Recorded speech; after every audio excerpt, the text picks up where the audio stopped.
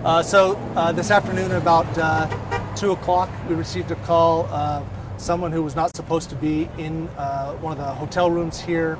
The management had tried to get him out several times. We responded and came out to assist. When the officers went to knock on the door, there was some verbal, they exchanged words, and the subject asked that, hey, the police step back because that they have a gun. When the officers started to retreat, there was at least 2 shots that were heard from within the room. In order to make sure everybody was safe, the officers backed off further. We evacuated the hotel. Once the hotel was evacuated, we brought in the SWAT team to make sure we had a safe approach. Once the perimeter was established, what we did was we broke the window open and discovered that there was one male inside who was deceased. Was it self-inflicted wound, do you believe? It appears to be a self-inflicted wound. Any word on his identity or age or anything like that? So we're waiting for the majority of the family to be notified. We want to make sure that was completed. But he was approximately a 30-year-old male.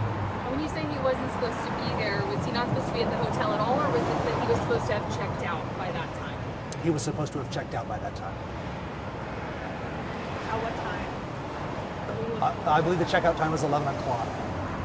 So, police made contact with him through the door, and then when they turned around, he fired a few rounds. Is that my understanding? We never made face-to-face contact with him.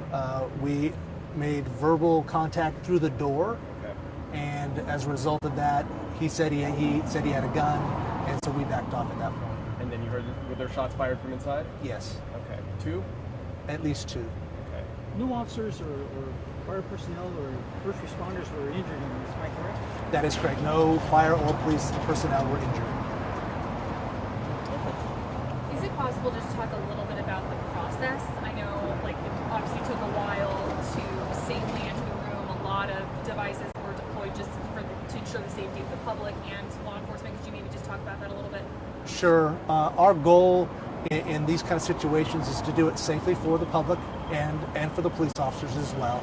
So we want to make sure that if there's somebody inside and maybe they can't hear us, so we amplify our requests over an intercom system so that they can hear it. We might use other, like a flashbang, in order to get their attention. Maybe they're incapacitated, or maybe they're can't hear us. So we do every effort we can to ask them to come out rather than us go in. So then once we've kind of exhausted all of that means, after that, that's when we end up doing as safe approach and entry as we can.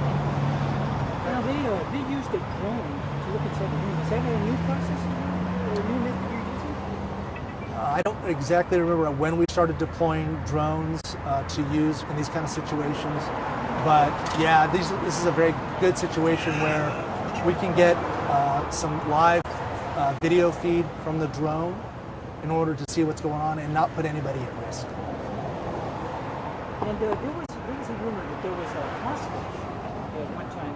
There was no hostage, am I correct? There was never anybody in that room besides the male who was deceased.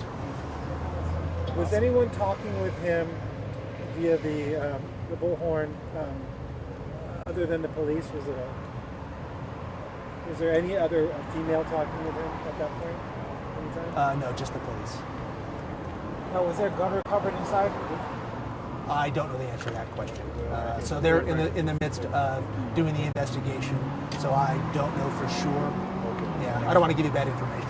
We heard there were family members that showed up as well too. Was there his mom that showed up and was talking to you guys? So it is, I know his dad did, his mom may have as well, and there may have been other family members as well. Did they say anything pertinent to the situation, if he had mental problems or anything like that? I don't want to speak for the family, so yeah, I'm just going to decline. Do you know why he fired at officers that would have caused him to not want to leave the hotel room? Tell me your question again. Do you know why he didn't want to leave the hotel room that would have caused him to fire at officers? So just so we're clear, we don't believe that he fired at officers. Okay. There were shots heard inside the hotel room. Okay. The officers didn't ever believe that those shots were fired in their direction. Yes. Why he didn't want to leave, right? That's kind of speculation.